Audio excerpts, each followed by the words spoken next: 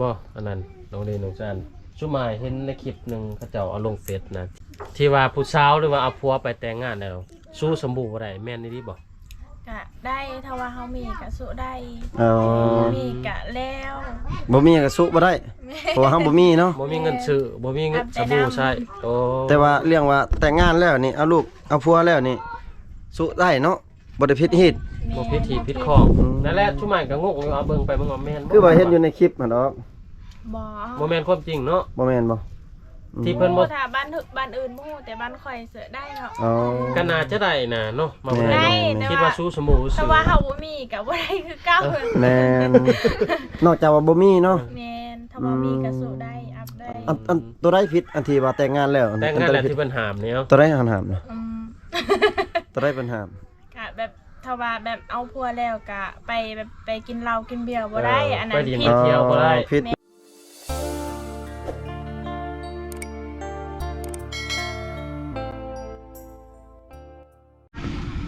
ก็ทักทายสบายดีพ่อแม่พี่น้อง FC ฝั่งลาวฝั่งไทยพี่น้องเอ้ยก็ยินดีต้อนรับ FC เข้าสู่ช่องเบาผู้ไทยคือเก่าเนาะพี่น้องเนาะมื้อนี้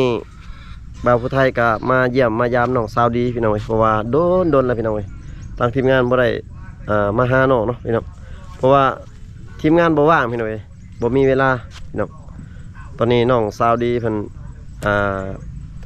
ไปซื้อข้าวนมมีหยังให้ลูกเพิ่นพี่น้องเอ้ยทางทีมงานมาเยี่ยมมายามเนาะเป็นจะได้กะไปติดตามรับชมนำกันพี่น้องเพราะว่ามื้อนี้สิมาถามข่าวๆเกี่ยวกับเพื่อนซ่านของน้องเนาะฮอดคันใดได้งบประมาณเท่าไรแล้วพี่น้องเอ้ยก็เป็นจะได้กะไปติดตามชมกันพี่น้องมื้อนี้ก็เดินทางมากับเบาไก่พี่น้องเอ้ยเพิ่นก็นั่งอยู่พุ่นน่ะรอถ่าน้องสาวดีมาพี่น้องเอ้ยตอนนี้ก็อยู่เฮือนน้องสาวดีเรียบร้อยพี่น้องเอ้ย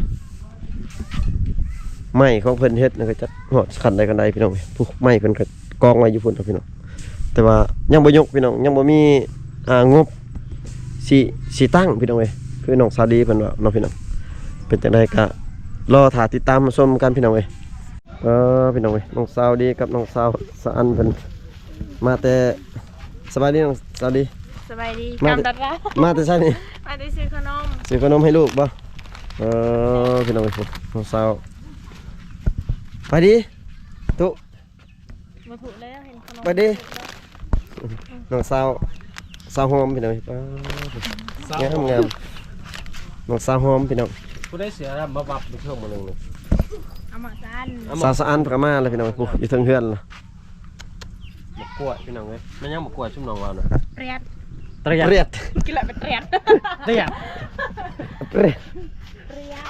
เรียดพี่น้องโอ้เพิ่นเอามากล้วยมาพี่น้อง มันแน่แต่แน่นี่แหละ โดนแล้วทางทีมงานบ่ได้มาพี่น้องเอ้ยโอ้บ่มีเวลาเนี่ยพี่น้องก็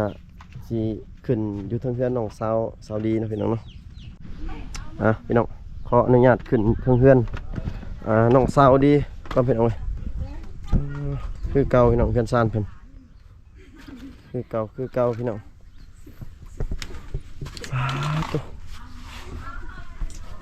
ฮ้อนนมนี้เนาะ แมน คือว่าปกติแต่ละมื้อหนาวบ่ หนาว หนาว ลมกระแห้ง มื้อนี้ฮ้อนอีกพี่น้องเอ้ยบัดชวนเอา มันซะ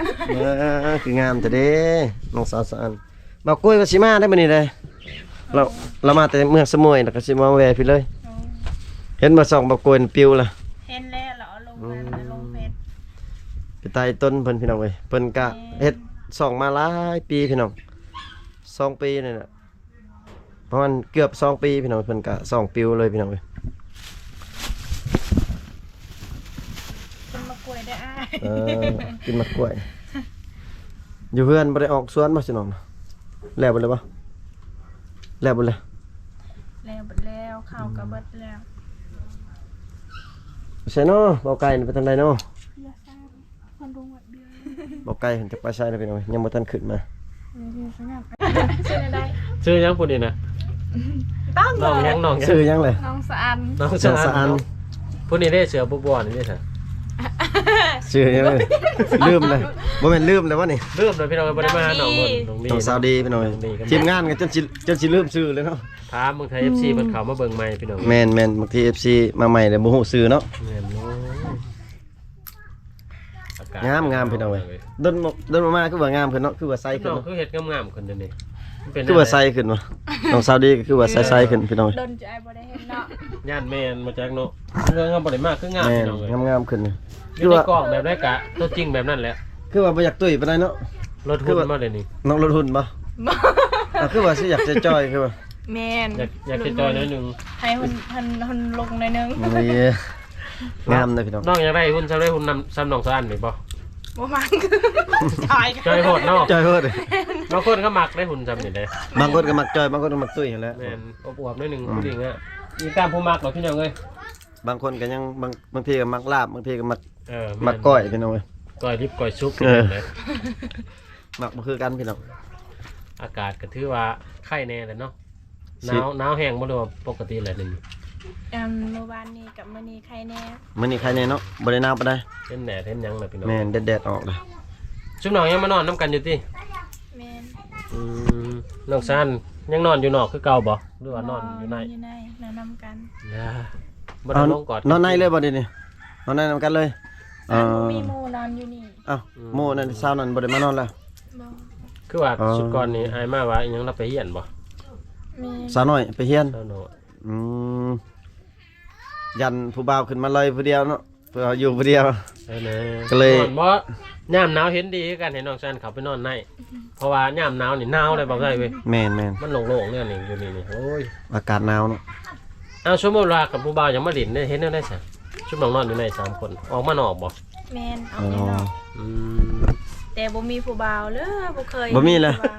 อืม ทำมาแล้วก็นอน นอนตลอด แม่นบ่เคยอยู่กับผู้บ่าว เห็นกันส่วนเดี๋ยวนี้บ่เห็นส่วนหลายเขาเจ้าบ่ได้สูงเขาเห็นนั่นกันส่วนหลายก็ไปแบบไปหาผู้สาวเขาเนาะเขาจะไปเนาะ แม่น คันสิแบบไปมั่วบนสูงมีได้บ่ไทยเดี๋ยวนี้ได้ แม่นอันช่วงอากาศหนาวๆก็บ่มีผู้บ่าวมาลิ้นแบบนี้บ่มีบ่ มี อ๋อ เพราะว่าแบบถ้าว่าเขาไปก็มีแต่ผู้สาวเขาแล้วเขาไป อ๋อ แล้วก็เขาเซตก่อนแต่ว่าเขาบ่เซตเขาก็บ่ไป แบบเขาลมลิ้นๆไปนี่เขาบ่มาเนาะ แม่นแบบว่าเขาเจ้าก็บ่อยากเสียน้ำมันซื่อๆหั่น อ๋อ นะ มาก็ต้องอย่ากอดรถเนาะ แม่นแต่แบบต้องเป็นแฟนเนาะ ต้องเป็นแฟนเท่านั้นจึงไปหา แม่น บางเทื่อก็เคยกันซื่อๆก็เขาไปถ้าว่าบ่เคยเขาก็บ่ไปเพราะว่าเขาเจ้าก็ยันผู้สาวบ่ตื่นคือกันหั่นนะ มันหนาว จะได้ไปปลุกเขาก็บ่อันบ่ลุกอีก แม่น พอแห้งแหละมือ หนาวๆนี่ แม่น แม่น กลับ พี่ ไป น้อง กลับมาบ่เป็นง่ายพี่น้องเอ้ยส่วนหลายผู้บ่าวมีแต่ทางไกลๆได้เข้ามาเนาะ แม่นแต่บ่เคยมีเลย บ่เคยมี บ่แบบผู้บ่าวแถวบ้านขึ้นมาดินเองเนี่ย บ่ บ่มี เค บ่ ย บ่เคยมีผู้บ่าวอยู่ในบ้าน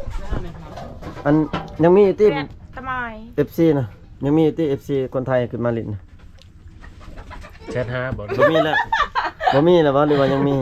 บ่มีแล้ว บ่มีแล้ว ญาติ FC ลืมแล้ว อ๋อ จ้าเห็นผู้สาว เงียบๆเนาะเดี๋ยวนี้เนาะ แม่ อย่าเพิ่นไปเจอคนใหม่เดี๋ยวเพิ่นลืมบ่จ้า อ๋อ น้องซันได้มีอยู่บ่ ซ่านก็บ่มี ต่างคน ยัง ต่างบ่มี บ่มีแล้วพี่น้องเอ้ย บ่มีใครเสร็จเลยเนาะ FC เพิ่น แต่ FC เพิ่นว่าสิมาหาได้ซะบ่มีเลย เออ เพิ่นว่าสิมาหา บ่ น่ะ เล แม่ ย นบ่ ขนาดเขาเสร็จเขาก็ยังบ่ได้เสร็จ บ่เสร็จแล้วเนาะ เห็นยัง เออ อ๋อ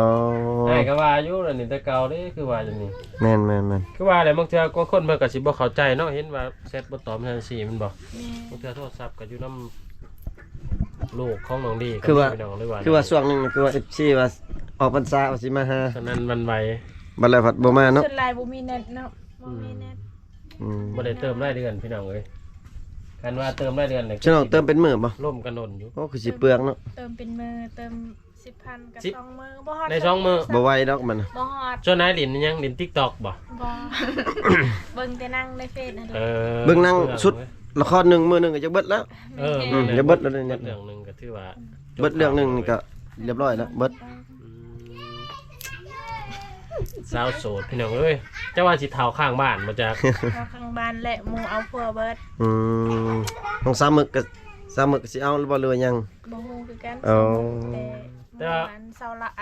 ลาวเขาจะเอาเลยเนาะ โอ้ สาวลาวโอ้ผู้เฮา เอาไปถ่าย ผู้ ทำ เฮา มิตร ถ่าย เลย ทมิตรน่ะเนาะ แม่ สาวลาว ต้นน่ะนะแม่นๆเรื่องค่าไปเบิ่งคลิปทมิตรคือสิหูพี่น้องเอ้ย สาวลาวสิเอาผัวแล้ว เราสิไปอยู่นำผัวบ่หรือว่า ไปอยู่น้ำผัว อืม บ้านได้กว่าเรา บ้านปอ ปันปอนำปอโคหรือว่าปอน้องนี่ ปอ โอ้ แกมาปออยู่ ปอ นี่ ปอน้ำ ปอปอล่ายังนี่บ่ แม่ ปอลา โอ้บ่ได้ไกลพี่น้องข้ามแก่งก็ล่องไป น้องสาวสะอันได้มื้อใดสิเอาใกล้เลยบ่ บ่มีคนเอา อ๋อบ่มีคนเอา บ้านก็ได้ ยะตาของบ้านอีกยังบ่เฒ่าดอกซำนี่น่ะยังหนุ่มอยู่ ค ยั อง ย น้อย แลจึงเฒ่า บ่เฒ่าดอกน้องซำนี่ยังยังเป็นสาวอยู่นั่นแหละ เอ้ยบ่สันเฒ่าแล้วค่ะ ยังเฒ่าไปยังหนุ่มมาสุดท้ายว่ายังหนุ่มตลอด ยังคือแฮงหุ่นดีกว่าเก่าอีกคือว่า แห่งงามกว่าเก่าเลย เออ เนาะ อันนี้แหละเบิ่งจะจอยอีกนั่น แหงอ้วนขึ้น ตอนมาฉันน่ะคือว่าตุ้ยอันนี้คือว่าตอนไอ้มาสุดนั้นน่ะ บ่ตอนนั้นยังได้ประมาณ60อันนี้ขึ้นอีก5โล65พุ่น พวกชายเลยอ่ะคือว่าจะจอยเนาะ นั่นได้ว่าเบิ่งมึงซะอันนี้อยู่ซ้ำเก่าตลอดจะ ข่ ว่า อย สิ ขึ้นลงข่อย ก็คือว่ามักแบบรุ่นคิงบางๆกับมีพี่น้องเรื่องรุ่นคิงใหญ่ๆกับมี มักแบบเนาะกอดแล้วหนาวๆก็เอาผู้ใจจอยมักกอดแล้วอุ่นกับผู้ตุ้ยๆเนาะ หมักแบบใดก็เอาแบบนั้น แม่เลือกเอาพี่น้องเว้ย เลือกเอาโลด เพิ่นว่า FC บ่เสร็จหาแต่เฮิงแหละเพิ่นว่า ครับ บ่มีบ่คน2คนก็บ่มีบ่ บ่มี ก็ทีมงานก็บ่ได้อันนั้นเนาะทีมงานบ่ได้ดนแล้วบ่ได้มา มีแต่คนเดียว อ๋อ เออครับพี่น้องเอ้ยถ้าใครว่างๆก็ทักหาเสร็จหาน้องแน่ น้องเงาบ่มีคนเสร็จน้ำบ่มีคนโทร ทั้งเงาบ่มีคนแซ่บทั้งหนาวบ่มีคนกอดอีกพี่น้ อา อง กาศก็หนาวเนาะบ่มีคนกอด ยามหนาว แม่น พี่น้องเว้ย บ่อันนั้นน้องเรนน้องจันชุมายเห็นในคลิปหนึงเขาเจ้าเอาลงเฟซนะที่ว่า แม่น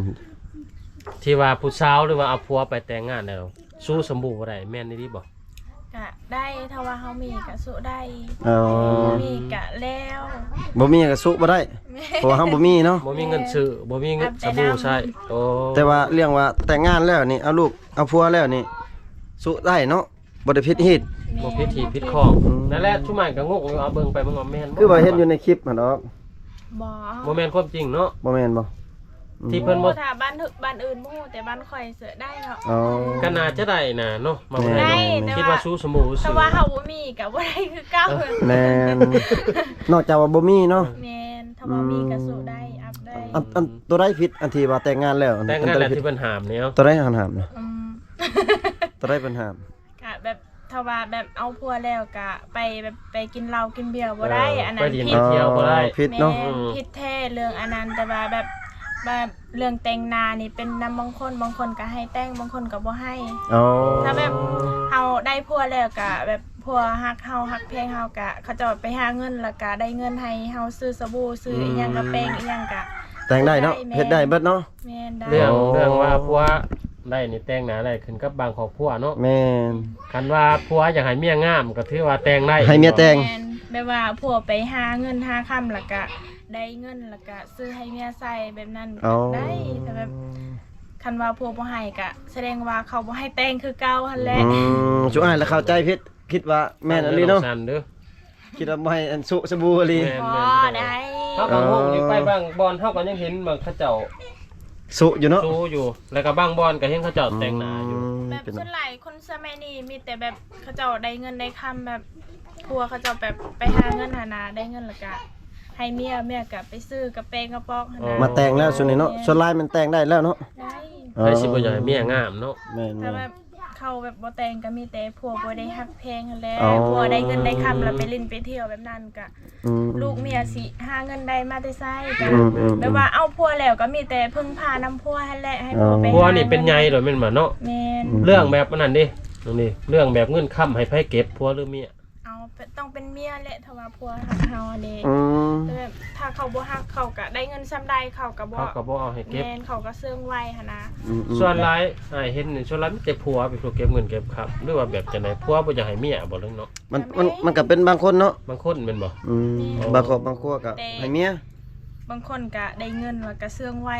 อืม บัดเมียถามแล้วก็บ่มีอีก อืม บ่มีค่อยสิเอามาเงินมาค่อยสิได้เงินมาแต่จากใช้ อืม ก็เจ้าก็แบบได้เงินแล้วก็ไปรับจ้างหรือว่าไปหาไปขายอีหยังเขาก็เสื่องไว้หั่นนะแต่แบบ แม่น แต่ค่อยตั้งแต่เอาผัวบ่เคยเห็นเงินผัวจะกีบ เออ ก็ ได้ ติงตามบางครอบครัวเนาะแสดงว่า มันก็ขึ้นกับบางคนนะน้องเนาะน้องเอ้ย คันฮักกันแพงน้องหรือว่าอยากให้ลูกให้เมียงามก็ให้แต่งหน้าแต่งตาเด้อพี่น้องเอ้ยกับตัวว่าอีกเรื่องหนึงในสายหลังจากที่ว่าเอาผัวหรือว่าเอาเมียไปนี่ ผัวเนี่ยแบบไปดินไปเที่ยวนี่ได้บ่ ได้ ได้เนอะ แบบเมียถ้าว่าเอาผัวแล้วก็ไปกินเบียร์ไปหรือว่าไปเล่นไปกลางคืนบ่ได้แล้วไปแบบนั้น บ่คือผัวเนาะ แม่น แสดงว่าอะไรที่ผัวไปได้เนาะ ผัวนี่ไปเล่น ดิน แบบ แช่ อิสระ เช้าก็ได้แม่นบ่คันเมียจับบ่ได้ก็ถือว่าได้พี่น้องเอ้ย คันเมียไปเล่นผู้บ่าวนี่บ่ได้เลยแฮงตายเลยแล้วเนาะ คลับ อ๋อ คาร่ำแน่นอนดิโอ้พี่น้อง คันบ่แก้ฮีตก็ห้อยถึงคันตายไปเลยน้องเนาะอันนี้แหละพี่น้องบาดผู้ชายไปดินน่ะบ่เป็นหยัง ฟังเอาเด้อพี่น้องเว้ยตัวคลำตัวพิธีปิดคลองนี่พี่น้อ คั ง นว่าเมียนี่ไปดินหรือว่าไปนอนน้ำผู้บ่าวนิดนึงนี่เซ็ตโลดพี่น้องเอ้ย บ่ได้ ออกปากโล แล้ว ด แบบนั้น มีคนเจ็บคนเป็นเนาะแม่นบ่ บางคนก็เสียชีวิตเลยก็มีคนอยู่บ้านนี่ก็เคยได้ยินอยู่อันจุผู้เฒ่าเว้าอันน่ะ ต้องมีเสียแบ่เสียหยังเนาะเสีย เสีย หยั แม่ ง เสียงัวเพิ่นแหละ ฟังเด้อน้องซานผู้บ่ทำเคยแต่งงานนะอันนี้น้องดีเว้าให้ฟังพี่น้องเอ้ยก็คือว่าผู้ที่ว่าอีช่างเขาเอิ้นว่าเห็นคลิปหนึงเนาะเพิ่นว่า แม่น แต่งงานแล้วเอาผัวแล้วใส่สบู่บ่ได้นะพี่น้องเอ้ยบ่เกี่ยวพี่น้ บ่ อง แม่นเนาะ บ่แม่นความจริง แต่ว่าใช้ได้ ใส่ได้ ใส่ได้เบิด พี่น้องเว้ย ใส่บ่ได้ก็เนื่องจากว่าบ่มีเงินซื้อสบู่หรือบ่ นอกจากว่าบ่มีสบู่เนาะ แม่น แม่นบ่มีสบู่ก็ใส่บ่ได้อาบแต่น้ำ อืม แต่ว่า โอ้ย มีก็อยากใส่ ถ้าทีมงานก็มาถามอยากให้ FC ได้ฮู้เหมือนกันเนาะบางทีว่าห้อย พี่น้องเอ้ย สำหรับแบบนั้น ใครขอสงสัย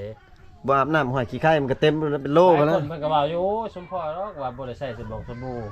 สินอนใกล้กันได้บ่วะ ก็ถือว่าอิงตามพี่น้องอิงตามครอบครัวก็ใส่ได้ปกติ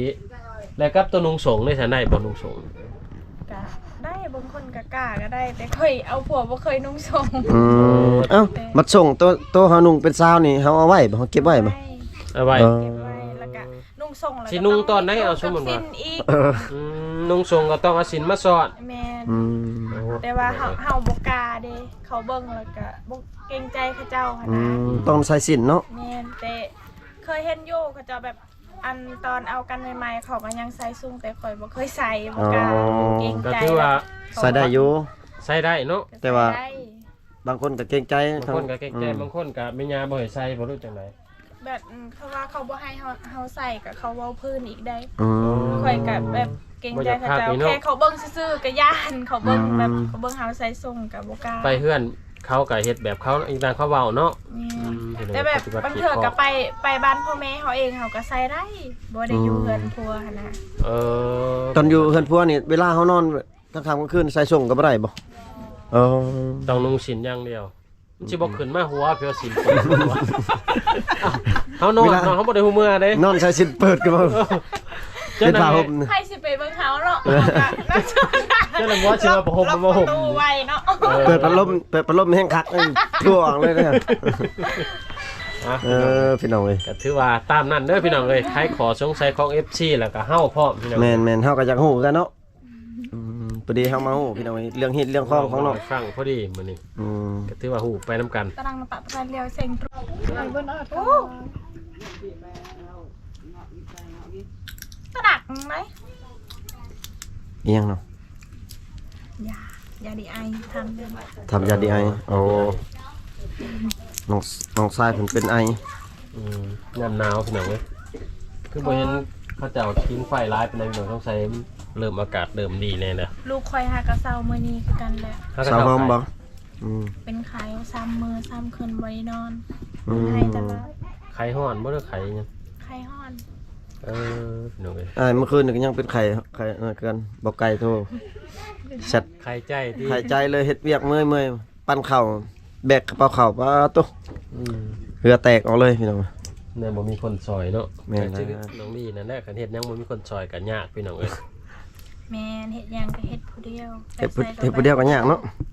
ไปผู้เดียวกินข้าวคนเดียวเบิ่งหนังคนเดียว นอนกับลูกแล้วกับน้องสะอันพี่น้องเอ้ย แล้วบ่สนองกดมันนะ ยังบ่ได้คนทางคนปีหน้าบ่ ก่อนปีนี้แหละแต่อันหากะไปจ่าบัตร ใช่ยาก ไปสิ เชื่อหยัง อืม เมื่อวานนี้ข่อยก็ไปคือกันแต่มื้อนี้นอน พักผ่อนกันเนาะ มื้อนึงไปฮอดอันทิศหนึงอยู่เฮือน คนดุกันประมาณ คิ นั้ ด น หนึงไปมื้อหนึงว่ะพี่น้องน้องสะอันเด้คนแล้วแล้วบ่มันน่ะ คนแล้ว แม่นแหละมื้อนั้นอ้ายเมื่อน่ะเห็นพอน้องเอามันออกมาแต่อันนั้นเลย แต่ทางสวนวิกนำบ่ได้ไลฟ์ปานใดได้จักหลาน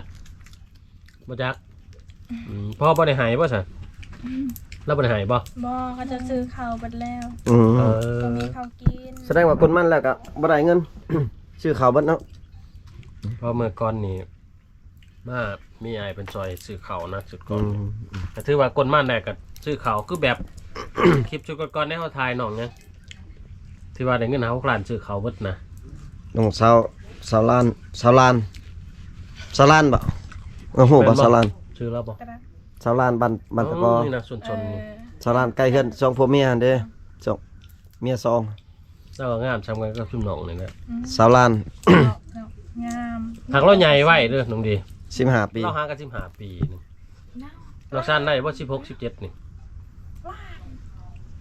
บ่น้องสั้นได้บ่17ปีน้องได้เด้เนาะบ่ได้บ่ บ่ฮู้อายุเนาะประมาณ17 18น้องสาวดีนี่ประมาณ19ประมาณ ปี 18 คอย 20ปีประมาณ19หรือ20ปีนะพี่น้องแต่ว่ายังงามคือสาวนี่แหละพี่น้องสาวขึ้นใหม่ เคินเด้ มาผู้ไทยตัวบ่จัก แม่นเลย ยังงามคือเก่าพี่น้องเอ้ยมาสุดได้ก็ยังงาม ทั้งงามทั้งโสดคือเก่า แม่น ยังโสดคือเก่าติ โสด ยังโสด โส คือ ด เก่า ตลอด โสดตลอด แต่ เนาะ วันใดสิมีแฟนล่ะเป็นแฟนกับข่อยก็ได้ เนี่ยเฉพาะเรากินนอนนำกันเนาะ พอแล้วมาเอาเด้อ บ่ได้ลงกอดกันที่ซุ่มน้องนอนนํกันน่ะ บ่ ย่านว่าหนาวๆเลยก็กอดกัน ผู้ใดนอนกลางเนาะ ข่อยนอนกลาง นอนกลางบ้านน้องหอมด้วยซะ น้องห้องนอนทางแก่ นอนทางนี้ เออ ข่อยนอนกลาง ย่านอันน้องสะอันเต็งลูกเนาะ แม่นจะได้ แล้วนอนห่วง น้องสะอันเพิ่นบ่เคยเลี้ยงลูกเพิ่นก็บ่อันนั้นน่ะพี่น้องย่านเป็นเต็ง บ่ น้ มี อง คน สาวหอ โก ม นดิบ่มีนอนโกนบ่นี่นี่อ้อนี่ ลองเอาโทรศัพท์อัดเสียงไว้เด้อแล้วก็พังผู้ใดสิกด ยันรับแล้วก็ยันบ่ฮู้มือเนาะว่าไผกลไผบ่กล มาเอาไป น้องก็ยังโสดคือเก่าเพิ่นว่าย่านแต่เฒ่าข้างบ้านอยู่สงสัยพี่น้องเอ้ยค่าร้องก็บ่แพงปานนั้นยังบ่มีคนมาแต่งเพิ่นว่า แม่น คือน้องซานเม่นเท่าใดเพิ่นว่ามื้อนั้นค่าร้อง10ล้านกีบพี่น้องเอ้ย ข่อยจักกะข่อยบ่เอาเลยค่ะดอก บ่เอาเลยก็ได้เนาะ เอาพวก ไอเดีย ก็ได้บ่ น้อง ได้ ดีแฮงคักพี่น้องเอ้ยเพิ่นว่าบ่เอา บ่เอาเลยก็ได้ พี่น้องเอ้ย อยากได้ผัวแล้ว ขอแต่อิหยังเพิ่นว่าขอแต่ฮักแล้วก็ฮับในสิ่งที่เพิ่นเป็นได้เนาะมาบ่ให้เนาะ แม่น ฮักทั้งน้องดีแล้วก็ฮักทั้งลูกเพิ่นนำพี่น้ ฮั อก งเอ้ย ครอบครัวเลยพี่น้อง เพราะ เบิ ว่า ดครอบครัว เพิ่นเป็นผู้สาวหอบสองมีลูกติดผู้หนึงพี่น้องเอ้ย แม่นตัวพี่น้องอารมณ์ดีเลยพี่น้องทั้งยิ้มทั้งหัวกาคลิปนี้กะบ่าวไทยกะสิได้ขออนุญาตปิดคลิปก่อนพี่น้อง เจ เอ้ อย หน้าได้ เพราะว่าถามน้องหลายแล้วพี่น้องเอ้ยกะน้องทั้งสองก็ยังโสดคือเก่าบ่มีเวลามาหาพี่น้องโดนแล้วพี่น้องเอ้ยกะคลิปนี้กะคือ FC ได้ฟังได้นั่นล่ะพี่น้องเอ้ยเรื่องฮิตเรื่องคล้องพี่น้องเกี่ยวกับ สร้างมัน การแต่ง คือละ ครอบครัวพี่น้องตัวใดผิดฮีตตัวใดบ่ผิดฮีตเนาะก็คืออยู่ในคลิปมันล่ะพี่น้องเอ้ยคลิปนี้ก็สิขอปิดไว้เพียงเท่านี้ก่อนพี่น้องอยู่ดีมีแฮงเบิดสุขสุขคนพี่น้องเฮงๆรวยๆบ๊ายบายนี่น้อง บ๊ายบาย